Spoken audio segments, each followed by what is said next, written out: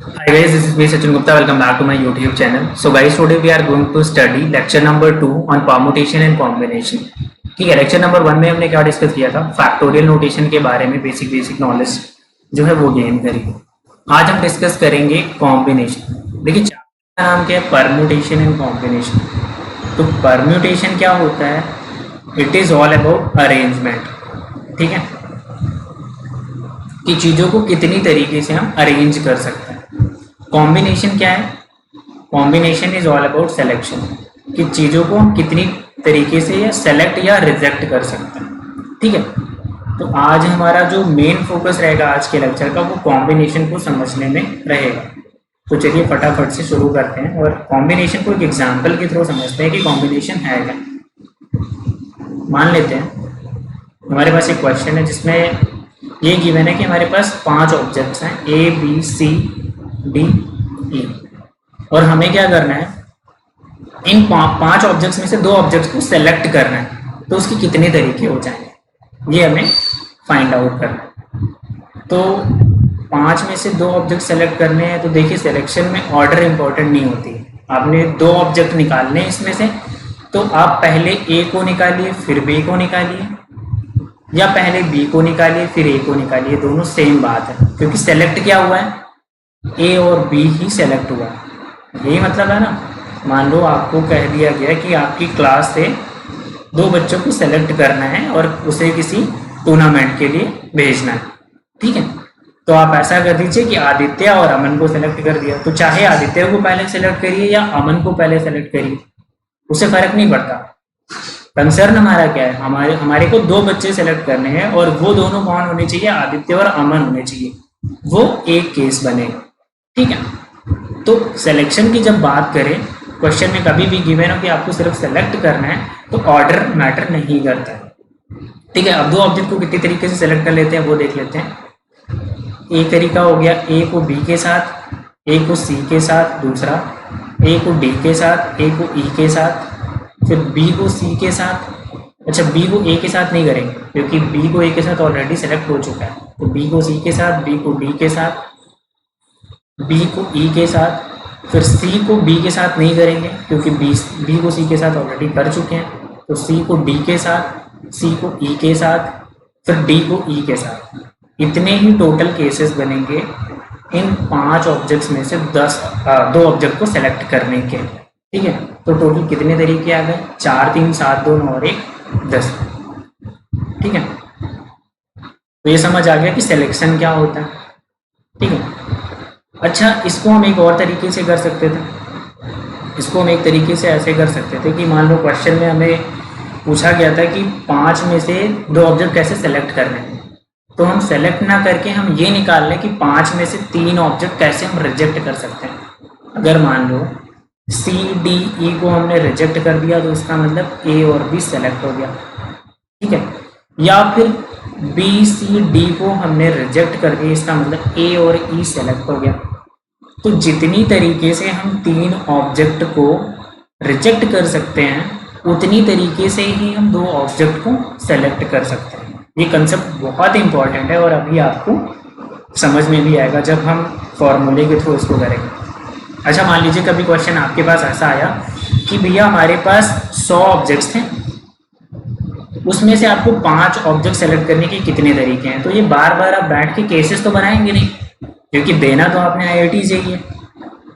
ठीक है, तो उसके लिए आप बिल्कुल चाहेंगे क्योंकि फॉर्मूला हो आसान सा जिसपे हम वैल्यू पुट करें और फटाफट आंसर है। तो जी बिल्कुल है, कॉम्बिनेशन का फॉर्मूला होता है। फटाफट से कॉपी उठाइए और नोट डाउन करना चालू कीजिए। The number of ways of selecting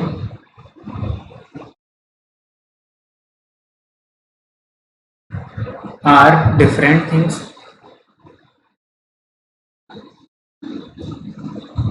out of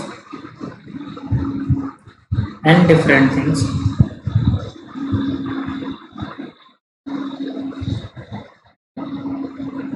is equal to NCR। ठीक है, अभी इसका फॉर्मूला में भी मैं आपको बताऊंगा। बेसिकली आप नोटेशन के बारे में समझिए ये क्या है।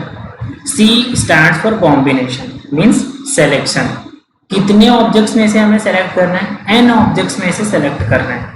कितनी चीजों को सेलेक्ट करना है, r चीजों को सेलेक्ट करना है।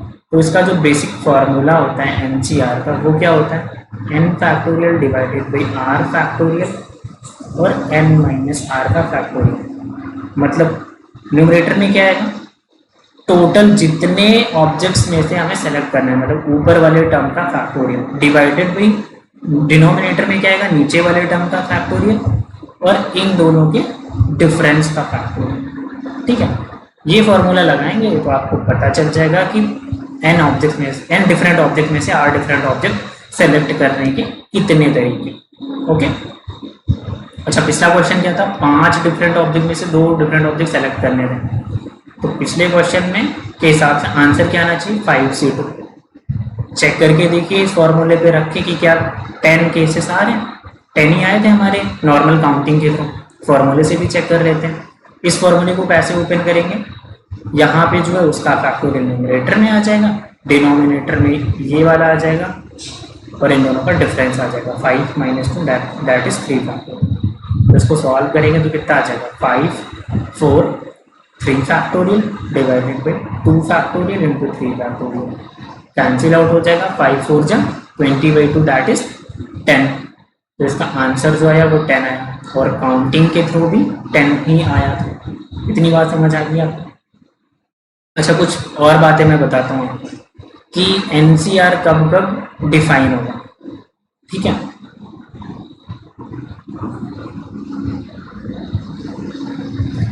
NCR कब कब डिफाइन होगा। NCR को डिफाइन होने के लिए सबसे पहली चीज तो ये है कि जो n होना चाहिए वो क्या होना चाहिए, एक नेचुरल नंबर होना चाहिए। ठीक है, ऐसा नहीं हो सकता कि -5 ऑब्जेक्ट में से आप कितने ऑब्जेक्ट सेलेक्ट करना है के तरीके ढूंढ रहे हैं। ठीक है, आप ऐसा कर सकते हैं जी बिल्कुल कि 0 ऑब्जेक्ट में से 0 ऑब्जेक्ट हमें सेलेक्ट करने हैं, तो 0 से 0 हो गया। इसका फॉर्मूले के हिसाब से 0 फैक्टोरियल डिवाइडेड बाई 0 फैक्टोरियल और इन दोनों का डिफरेंस 0 फैक्टोरियल। आंसर आ गया भाई। 0 में से 0 ऑब्जेक्ट सेलेक्ट करने हैं, उसके तरीके क्या होंगे, एक ही तरीका होगा कि आप कुछ भी सेलेक्ट ना करिए। तो फाइनल फॉर्मूले के हिसाब से आंसर 1 आ गया। ठीक है, तो n भी नेचुरल नंबर होना चाहिए, r भी नेचुरल नंबर होना चाहिए। ऐसा नहीं हो सकता कि आपसे किसी ने बोला 10 डिफरेंट ऑब्जेक्ट्स में से 4.5 ऑब्जेक्ट सेलेक्ट करने के कितने तरीके हैं, वो भी इररिलेवेंट सा हो गया, तो उसका भी कोई मतलब नहीं है। ये तो बातें समझ आ गई कि n आपका नेचुरल नंबर होना चाहिए, r आपका नेचुरल नंबर होना चाहिए। तीसरी बात, n क्या है, टोटल नंबर ऑफ ऑब्जेक्ट्स। अब भाई साहब आपका कोई फ्रेंड बोले कि आपके पास 10 डिफरेंट ऑब्जेक्ट हैं और आपको उसमें से 15 डिफरेंट ऑब्जेक्ट सेलेक्ट करने हैं, फिर तो आप कहेंगे भैया आप तो मेरे साथ खेल रहे हो, इसका तो कोई मतलब ही नहीं होता, यही कहेंगे ना। तो इसका मतलब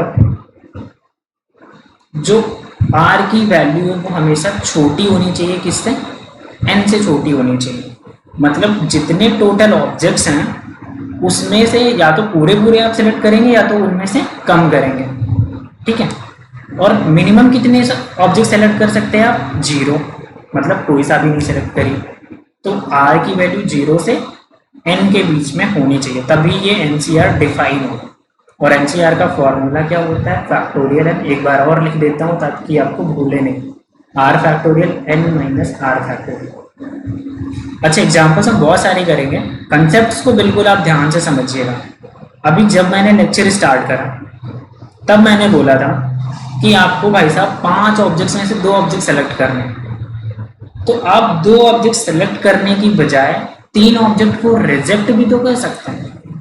ठीक है, मतलब देखिए 5C2 क्या देता है, 5 ऑब्जेक्ट्स में से 2 ऑब्जेक्ट सेलेक्ट करने के तरीके, 2 ऑब्जेक्ट सेलेक्ट करने के तरीके। ठीक है, ये काम ऐसे भी तो हो सकता था कि 2 ऑब्जेक्ट को सेलेक्ट ना करके 3 ऑब्जेक्ट को रिजेक्ट करें, है ना। तो इसका मतलब 5C3 वो टोटल नंबर ऑफ बेज है जिनमें से मैं 5 में से 3 ऐसे ऑब्जेक्ट को सेलेक्ट कर सकता हूँ जिनको हमें रिजेक्ट करना है, और जो बचे होंगे वो क्या होंगे, वो ऐसे 2 ऑब्जेक्ट होंगे जिन्हें हमें सेलेक्ट करना है। आई थिंक मेरी बात आप समझ पा रहे हैं। तो इस रीजनिंग के हिसाब से ये दोनों आपस में इक्वल होना चाहिए। और फॉर्मूले पे पुट करके देखेंगे जी बिल्कुल है इक्वल। आप चेक कर सकते हैं 5c2 को फॉर्मूले के हिसाब से क्या लिखेंगे, ऊपर वाले का फैक्टोरियल डिवाइडेड बाई नीचे वाले का फैक्टोरियल और दोनों का डिफरेंस 5 - 2 3 फैक्टोरियल। यहाँ से अगर आप ओपन करेंगे 5c3 तो ऊपर वाले का फैक्टोरियल डिवाइडेड बाई नीचे वाले का फैक्टोरियल और दोनों का डिफरेंस। ठीक है, तो ये दोनों सेम चीज तो है, बिल्कुल इक्वल है आपस में। तो इसीलिए मैं कह रहा हूँ कि अभी n में से r चीजें आपको सेलेक्ट करनी है, तो NCR तरीके से आप उसको सेलेक्ट करिए या n-r तरीके से आप उसको रिजेक्ट करिए। ठीक है, मतलब ये r ऑब्जेक्ट आपको सेलेक्ट करने हैं, 1 2 से लेके n ऑब्जेक्ट था टोटल आपके पास, उसमें से r ऑब्जेक्ट आपको सेलेक्ट करने थे। तो एक तरीका हो गया कि इन n ऑब्जेक्ट्स में से r ऑब्जेक्ट सेलेक्ट करने के कितने तरीके वो NCR हो जाएंगे। दूसरा तरीका इसी का हो गया कि r ऑब्जेक्ट अगर हमें सेलेक्ट करने थे तो बचे हुए ऑब्जेक्ट को हम कितने तरीके से रिजेक्ट कर सकते हैं। तो बचे कितने ऑब्जेक्ट्स हैं, टोटल n थे, बचे कितने n-r। तो n में से n-r ऐसे ऑब्जेक्ट्स को सेलेक्ट करने के कितने तरीके जिनको मैं रिजेक्ट करना है, तो n-r हो जाए। और ये बहुत ही ज़्यादा इंपॉर्टेंट फॉर्मूला है परम्यूटेशन एंड कॉम्बिनेशन के हिसाब से भी, और अगर अभी आप बाइनोमियल पढ़ेंगे तो भी। ठीक है, तो मैं एक बार फिर से कुछ पॉइंट्स जो है वो आपको नोट डाउन करा देता हूँ कि NCR का जो फॉर्मूला होता है वो आपको बिल्कुल याद होना चाहिए। ठीक है, दूसरी एक प्रॉपर्टी हमने अभी देखी कि NCR जो है वो हमेशा NC-n-r के इक्वल होगा। ठीक है, अब तीसरी चीज इसी से निकल के आ रही है कि NCX कभी भी आपको गिवन है कि NCY के इक्वल है। इसका क्या मतलब है, ये ऐसा तभी हो सकता है जब x = y हो, या कब हो सकता है x + y की वैल्यू n के इक्वल। मतलब यहाँ पे y की जगह पे क्या लिख सकते हैं, y की जगह पे n-x भी तो लिख सकते हैं, r की जगह पे क्या लिख सकते हैं, n-r लिख सकते हैं, तो x की जगह पे क्या लिख सकते हैं, n-x। ठीक है, तो y की वैल्यू n-x का मतलब क्या है, x + y की वैल्यू n होनी चाहिए, x + y total number of object के इक्वल होना चाहिए, तभी ये दोनों आपस में इक्वल होंगे। तो ये तीनों पॉइंट्स याद रख लीजिए, और आगे भी अभी बहुत बार हम इन चीज़ों का यूज करेंगे, तो आपको इतना पैनिक लेने की ज़रूरत नहीं है। वैसे समझ आ गया तो ठीक है, अगर नहीं आया तो वीडियो को फिर से रिवाइज कर सकते हैं। ठीक है, अब चलिए बहुत डिस्कशन कर लिया हमने थ्योरी वाले पार्ट पे, कॉम्बिनेशन का मतलब भी समझ लिया। अब फटाफट से क्या करते हैं, कुछ सेट ऑफ क्वेश्चंस उठाते हैं, ठीक है, और सॉल्व करने की कोशिश करते हैं। क्वेश्चन नंबर 1 है, अच्छा एक चीज़ नोट में और लिख लीजिए, in case of selection order of the objects doesn't matter. ठीक है, अभी आपको बोला भी था कि भाई साहब 5 बंदों में से 2 बंदे आपने सेलेक्ट करने हैं, तो आपसे क्या मतलब कि आदित्य पहले सेलेक्ट हुआ या मोहन पहले सेलेक्ट हुआ। ठीक है, आपका कंसर्न क्या है, मेन कंसर्न है 2 बंदे सेलेक्ट करने हैं। अब पहले कौन हुआ बाद में कौन हुआ इसका कोई मतलब नहीं है, आपको बस इतना चाहिए कि कौन से 2 बंदे सेलेक्ट हुए। ठीक है, तो ऑर्डर मैटर नहीं करता। चलिए अब क्वेश्चन पे फटाफट मूव करते हैं और जल्दी जल्दी कुछ क्वेश्चन सॉल्व कर देते हैं। Find the number of different teams of 4 players that can be formed from 10 players। Question क्या कह रहा है, क्वेश्चन को पढ़िए। इसमें कह रहा है कि find the number of different teams of 4 players that can B form from 10 players। 10 player हैं आपके पास टोटल, अब उनमें से 4-4 प्लेयर्स की कितनी टीम्स बना सकते हैं। तो 10 बंदे आपके पास खड़े हैं, उसमें से जितने तरीके से आप 4 बंदों को सेलेक्ट कर पाएंगे उतनी नंबर ऑफ टीम्स बन जाएगी आपकी। ठीक है, उतने number of different teams possible है। तो ओवरऑल जो फाइनल आंसर आ जाएगा इसका 10C4 आ जाएगा। ठीक है, इसको सॉल्व करने का तरीका फॉर्मूले पे ही पुट करके देख सकते हैं आप। 10 factorial divided by 4 factorial into इन दोनों का डिफरेंस 6 फैक्टोरियल। आंसर जो भी आएगा चलिए सॉल्व कर लेते हैं। 10 into 9 into 8 into 7 into 6 factorial divided by 4 factorial को लिख दीजिए 4 3 2 1 लिखने की ज़रूरत नहीं है, 6 फैक्टोरियल। इससे ये कैंसिल आउट हो जाएगा, 4 2 जा 8 हो जाएगा, 3 3 जा 9 हो जाएगा। तो टोटल कितने आ जाएंगे? 210 टीम्स ऐसी बन जाएंगी कि जब आपके पास 10 डिफरेंट प्लेयर्स थे उनमें से 4 डिफरेंट प्लेयर्स की टीम बनानी है, तो टोटल ऐसे 210 टीम्स बन के तैयार हो सकते हैं। अच्छा, ये थोड़ा आपको लग रहा होगा कि फॉर्मूला जब आप अप्लाई कर रहे हैं तो थोड़ा सा मेहनत वाला काम है। इसको मैं आसान बनाने की आपके लिए कोशिश करता हूँ। ठीक है, एक मैं तरीका आपको बताऊंगा जिससे आपको ये सारे क्वेश्चन बहुत ही आसानी से सॉल्व हो जाएंगे, मतलब NCR निकालने के। ठीक है, मान लो 5C2 आपको कैलकुलेट करना था, तो आपसे फॉर्मूले पे जाने की आपको ज़रूरत नहीं है। एक्चुअली ये चीज़ जो मैं बता रहा हूँ फॉर्मूले से ही आया है। फॉर्मूले से अगर आप इसको लिखते तो क्या लिखते? Factorial 5 divided by factorial 3 factorial 2, ये लिखते हैं। और फिर ओपन करते हैं तो 5 4 3, फिर फैक्टोरियल 2 यहाँ लिखते हैं और 3 की जगह पे 3 2 1 और फिर फैक्टोरियल 2 लिखते हैं और इसको कैंसिल आउट करते हैं। अब मैं जो तरीका बताने जा रहा हूँ उसको ध्यान से सुनिए। 5C2 आपको कैलकुलेट करना है, तो न्यूमरेटर में क्या आएगा? 5 से ही आपको स्टार्ट करना है और एक एक कम करते जाना है। कितनी बार कम करना है? जितनी बार, जितना ये नंबर लिखा हुआ है। यहाँ पे क्या लिखा हुआ है? 2, तो 2 बार आपको कम करना है, मतलब ऊपर 2 टर्म ही सिर्फ लिखने हैं, मतलब एक बार कम करना है। तो 5 इंटू 4 डिवीजन में क्या आ जाएगा? ये वाला जो नंबर है उसी का फैक्टोरियल 2 आ जाएगा। आंसर कितना है? 10 है। और ऊपर भी यही आप कर रहे थे, 5 4 था, 3 इंटू 2 2 फैक्टोरियल, ये वाला पार्ट आपस में कैंसिल आउट हो जा रहा है, और 5 इंटू 4 डिवाइडेड बाई 2। तो इन जो कैंसिल आउट हो जा रहा है उसको लिखने की ज़रूरत नहीं पड़ रही है अगर आप मेरे तरीके से करें, और क्वेश्चन भी जल्दी से सॉल्व हो जाएगा। 4C2 को चलिए सॉल्व कर लेते हैं मेरे तरीके से।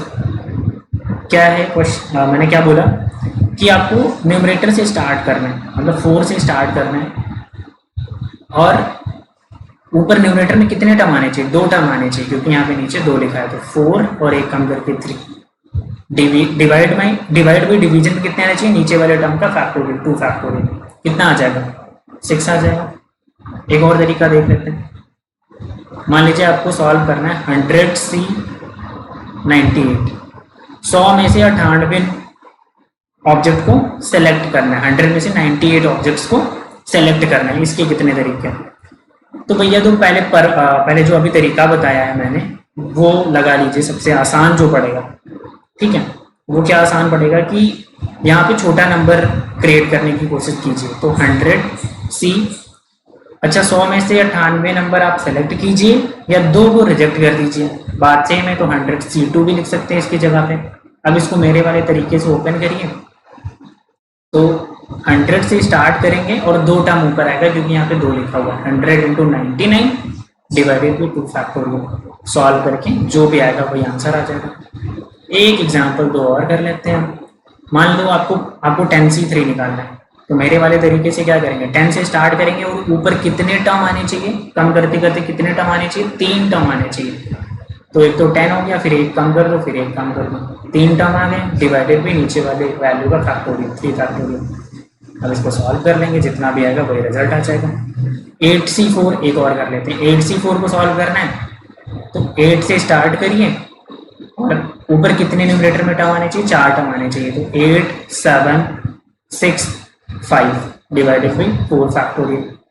ठीक है, तो ऐसे करके आप कॉम्बिनेशन को जल्दी से सॉल्व कर सकते हैं। ठीक है, विदाउट फार्मूला को यूज करें। और एक्चुअली ये कहाँ से आया है?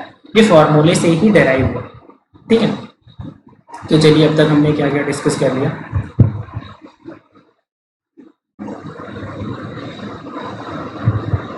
ठीक है, अब एक नोट यहाँ पे लिख लीजिए।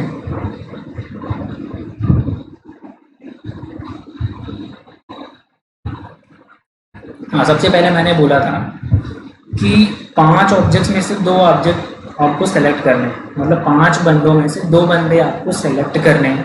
तो आप आदित्य को सेलेक्ट करिए या मोहन को पहले सेलेक्ट करिए, ऑर्डर मैटर नहीं करता है। आपसे कहा गया आपसे कहा गया कि आप अपने कमरे में जाइए, वहाँ 5 बंदे मिलेंगे और उनमें से 2 बंदों को लेके आना। तो पहले आपने किसको कॉल किया ये मैटर ही नहीं करता, क्योंकि आपसे सिर्फ सेलेक्ट करने के लिए कहा गया।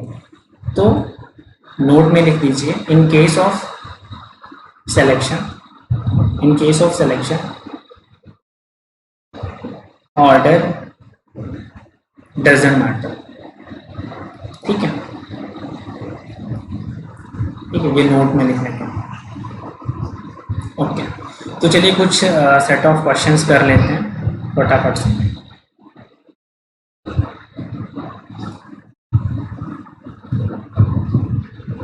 ठीक है, क्वेश्चन है, find the number of different teams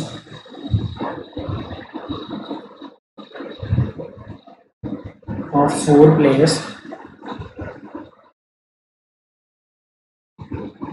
that can be formed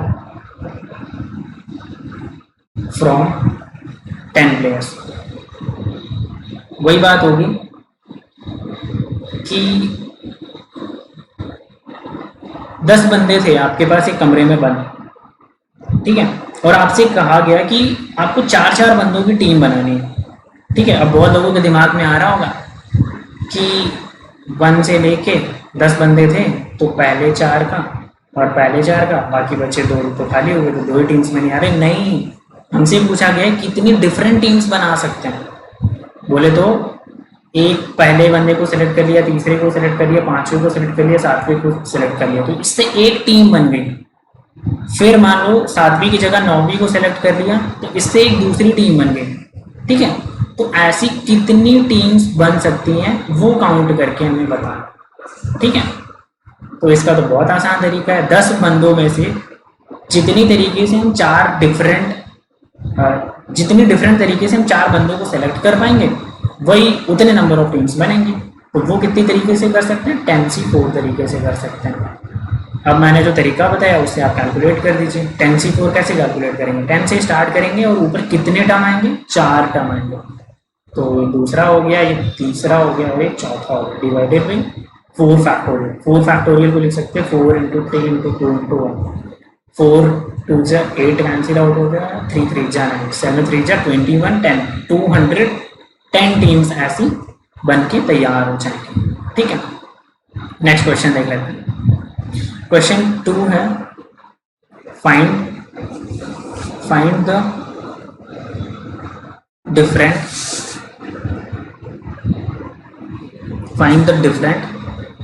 triangles that can be formed by taking the vertices of a convex polygon। convex polygon नहीं, ऑक्टागन। ठीक है, एज इट्स वर्टिसेस। देखिए हमारे पास ऑक्टागन था,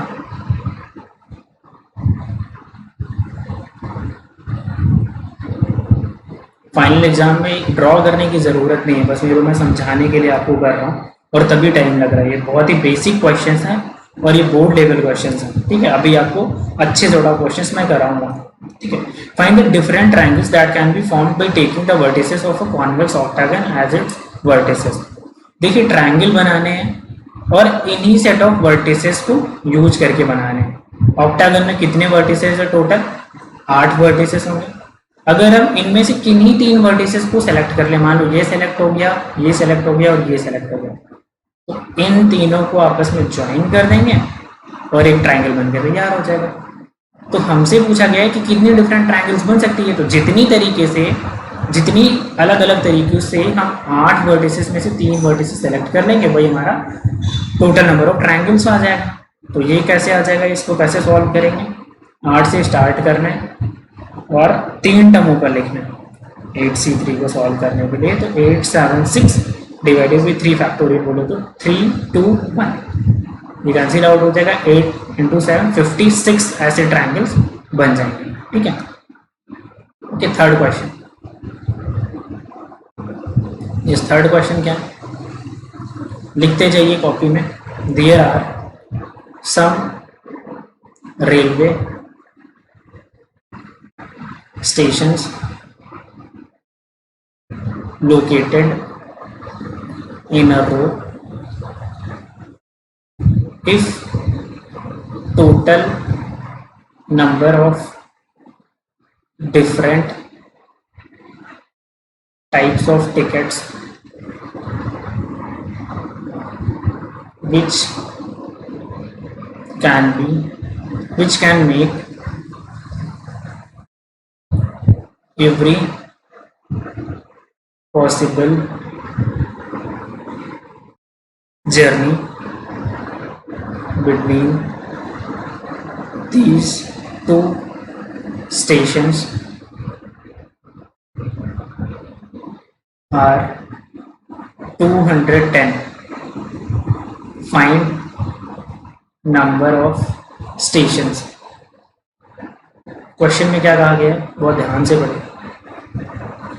There are some railway stations located in a row. If total number of different type of tickets which can make every possible journey between these two stations are 210, then find the number of stations. तो सबसे पहले तो assume कर लेते हैं, let total number of stations are n. अच्छा, अगर हमारे पास एक रो में 1 से लेके n स्टेशन हैं, ठीक है, तो कितने टाइप के टिकट्स बन सकते हैं। देखिए, मान लेते हैं कि हमने 2 स्टेशन को सेलेक्ट कर लिया।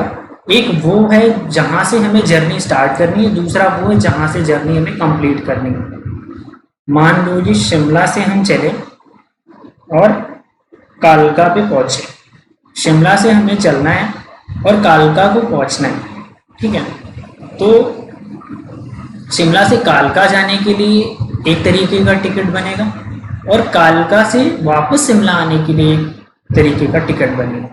तो अगर हम जितनी तरीके से 2 स्टेशन सेलेक्ट कर पाएंगे, ठीक है, उसी का डबल क्या हो जाएगा, total number of possible tickets हो जाएंगे, डिफरेंट टाइप ऑफ टिकट्स हो जाएंगे। क्योंकि 2 स्टेशन को सेलेक्ट करने का मतलब जर्नी आपकी 2 तरीके हो सकती है। पहले से आप उस स्टेशन पे गए और एक वापस आने की, दोनों अलग अलग टिकट्स होती है ना। वहां पे लिखा होता है फ्रॉम शिमला टू कालका, फिर एक में लिखा होता है फ्रॉम कालका टू शिमला। ठीक है, तो दोनों अलग अलग तरीके के टिकट्स हैं और हमें यही गिवन है कि total number of different type of tickets कितने होंगे। ठीक है, तो कितने होंगे नेक्स्ट पेज में हम देख लेते हैं। NC2 क्या हो जाएगा, NC2 तो वो तरीके हैं कि हम N स्टेशंस हमें गिवन थे, उनमें से 2 स्टेशंस हमने सेलेक्ट कर लिए। अब मान लेते हैं कि 2 स्टेशन, एक ये वाला सेलेक्ट हो गया, एक ये वाला सेलेक्ट हो गया, तो इन दोनों स्टेशंस के बीच में कितने टाइप के टिकट्स आ सकते हैं, 2 टाइप के टिकट्स आ सकते हैं, जाने का एक आने का, तो 2 से मल्टीप्लाई कर लेंगे और इसी की वैल्यू आपको कितनी गिवन है, 210। और आपसे टोटल नंबर ऑफ स्टेशंस बोले तो n की वैल्यू पूछिए, सॉल्व कर लेंगे। चलिए फटाफट कर देता हूँ। 2 टाइम्स NC2 का मतलब n से स्टार्ट करना है और एक और कम कर देना है, क्योंकि ऊपर 2 ही टर्म लिखने हैं, divided by 2 factorial is equal to 210, cancel out हो जाएगा। n into n minus 1 is equal to 210। Solve करेंगे तो n एक क्वाड्रेटिक इक्वेशन बनेगी जिसके 2 रूट बनेंगे। अब अच्छा, 2 रूट बनेंगे तो सॉल्व कर लेते हैं। n square minus n minus 210 is equal to 0। ठीक है, यही बनेगा। 210 का फैक्टराइजेशन कर लीजिए 7 से,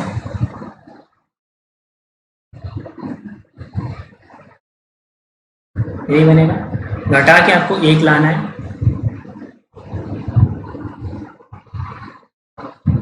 15 और 14, एन स्क्वायर माइनस का 15 है प्लस का 14 है minus 210 is equal to 0। Factorization करके n माइनस 15 और n प्लस 14 है इज इक्वल टू 0। तो इससे क्या आ जाएगा, n की वैल्यू 15 आ जाएगी, मतलब टोटल नंबर ऑफ स्टेशन 15 आ जाएंगे। n की वैल्यू माइनस 14 का क्या मतलब है, total number of station minus 14 हो ही नहीं सकता, नंबर ऑफ स्टेशन नेगेटिव में थोड़ी आ सकते थे, तो रिजेक्ट हो गया। n की वैल्यू 15 आ जाएगी जो कि राइट आंसर हो जाएगा, और यही आपसे क्वेश्चन में पूछा भी गया था। ठीक है, कुछ और सेट ऑफ क्वेश्चंस हम देख लेते हैं।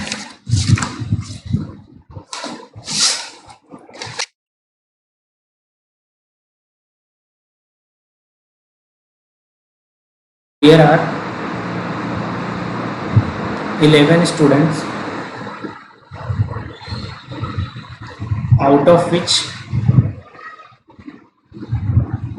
5 are to be selected such that none of 3 particular students are selected. Find the number of ways of selection. बहुत आसान है, सॉल्व करते हैं। देखिए 11 बंदे आपके पास हैं क्लास में, 11 स्टूडेंट्स, उसमें से 5 स्टूडेंट्स को सेलेक्ट करना है, और ऐसे सेलेक्ट करना है कि हमें पता है none of 3 particular student. Particular student मतलब रमेश, महेश, सुरेश, ये 3 नाम हमें पता है कि ये 3 बंदे तो कतई सेलेक्ट नहीं होने हैं। ठीक है, तो ऐसा करने के कितने तरीके हो जाएंगे। देखिए 11 स्टूडेंट्स हैं, रमेश, महेश, सुरेश तीनों सेलेक्ट नहीं होंगे, तो बचे कितने क्लास में, टोटल 11 थे, तो ये 3 बंदे तो सेलेक्ट ही नहीं होंगे, तो इनको तो पूरी टोटल में से ही हटा देंगे। तो 11 में 3 बंदे हट गए, तो बचे कितने, 8। अब 8 बंदों में से कितने सेलेक्ट करने, 3 बंदे सेलेक्ट करने के कितने तरीके हो जाएंगे, नहीं यहाँ पे 5 सेलेक्ट करने हैं ना। There are 11 students out of which 5 are to be selected such that none of 3 particular students are selected. 11 बंदे थे जिसमें हमें पता था कि ये 3 बंदे सेलेक्ट नहीं होंगे, तो उनको उठा के बाहर कर दिया हमने। अब टोटल स्टूडेंट्स बचे कितने, 8, उसमें से कितने सेलेक्ट करने, 5, तो उसको करने के तरीके हो जाएंगे 8 से 5, सॉल्व कर लेंगे, बहुत आसान है। ठीक है, अगला क्वेश्चन देखते हैं। Question is given numbers 1 2 3 4 5 6 7 8 9 10 11. Find number of ways of selecting 3 numbers excluding every even numbers. देखो ऐसे सेट ऑफ क्वेश्चंस में बहुत ही बेसिक रूल लगेगा कि देखो 1 से लेके 11 तक के नंबर्स आपको गिवन है, और इसमें से 3 नंबर सेलेक्ट करने हैं, जिसमें से इवन नंबर्स को एक्सक्लूड कर देना है। ठीक है, तो इसका मतलब इवन नंबर तो सेलेक्ट नहीं हो सकते, तो हम उसे टोटल में रखे ही क्यों हैं, तो टोटल को ही हम मॉडिफाई कर लेते हैं। मतलब ये हमारे पास मान लेते हैं, हटा देते हैं अपने टोटल वाली लिस्ट में से, क्योंकि ये तो सेलेक्ट ही नहीं करने, जितने भी इवन नंबर है हटा दिए हमने। बचे कितने, 1 2 3 4 5 6, 6 नंबर्स में से कितने सेलेक्ट करने थे हमें, 3 नंबर्स, 6 C 3 वेज से सिलेक्ट हो जाएंगे, सॉल्व कर लेंगे, बहुत आसान है। 6 5 4 डिवाइडेड बाई 3 फैक्टोरियल बोले तो 6, cancel out of 20 is the right answer. ठीक है, तो ये भी सॉल्व हो गया। एक और क्वेश्चन कर लेते हैं इसी में, ये सब बहुत ही बेसिक क्वेश्चंस हैं, बट आपके कंसेप्ट को ही मजबूत बनाएंगे। There are numbers 1 2 3 4 5 6 7 8 9 10 11 12 13. Find the number of ways of selecting four different numbers taking at least one odd number। ठीक है, इसमें देखिए कॉम्प्लीमेंट्री प्रिंसिपल लगाएंगे। कॉम्प्लीमेंट्री प्रिंसिपल क्या होती है, हमें क्या बोला गया कि 1 से लेके 13 तक के नंबर्स हैं, हमें ऐसे 4 नंबर सेलेक्ट कर रहे हैं, तो कितने तरीके से हम 4 नंबर को सेलेक्ट कर सकते हैं जिसमें कम से कम एक ऑड नंबर तो आ जाए, कम से कम एक ऑड नंबर आ जाए। तो हम ऐसा काम करते हैं कि टोटल केस क्या होगा कि 13 में से 4 ऑब्जेक्ट को सेलेक्ट करने के टोटल तरीके हो गए, उसमें से अगर हम वो वाले तरीके हटा दें कि 4 नंबर ऐसे सेलेक्ट करें जिसमें एक भी ऑड नंबर ना है, तो बचे जितने केसेस होंगे उसमें ऐसे सेट ऑफ केसेस होंगे जहां एटलीस्ट 1 ऑड नंबर आ जाए। ठीक है, तो जिसको लिख लेते हैं, total number of ways of selecting 4 numbers out of 1 to 13। ठीक है, ये तो टोटल नंबर ऑफ वेज हो गया। अब हमें वो वाले केसेस रिमूव करने हैं जिसमें एक भी ऑड नंबर ना है, क्योंकि हमें चाहिए क्या, हमें कम से कम एक ऑड नंबर चाहिए था। तो ऐसे टोटल कितने केसेस बनेंगे जिसमें एक भी ऑड नंबर ना है, तो ऑड नंबर को सबको रिमूव कर दीजिए। अगर सारे ऑड नंबर्स हम रिमूव कर देते हैं तो बचे इवन नंबर्स कितने हैं, 1 2 3 4 5 6 4। ठीक है, so this would be your right answer. ठीक है, अब इसके आगे का पार्ट हम नेक्स्ट लेक्चर में करेंगे। Thank you so much for watching this video, bye bye.